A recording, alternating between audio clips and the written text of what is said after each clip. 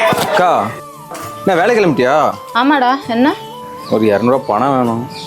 எதுக்கு? Petrol போடாக்கா. Night சாப்பாடுக்கும் போயிட்டு வரதுக்கு தானே காசு இருக்கு. தம்பி வேற கேட்குறான். என்னக்கா யோசிச்சுட்டு இருக்க? ஒன்றும் இல்லை. தேங்க்ஸ்க்கா. நான் மாப்பிள்ள அக்காட்ட காசு சார் பண்ணிட்டியா? காசு உஷார் பண்ணிட்டியா? சரக்கே வாங்கிட்டேன்டா. வாடா.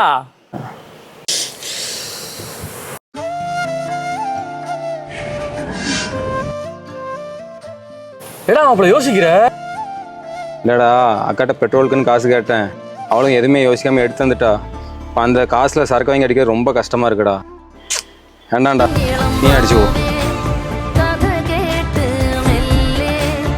டேய் மாப்பிள்ள இல்லடா.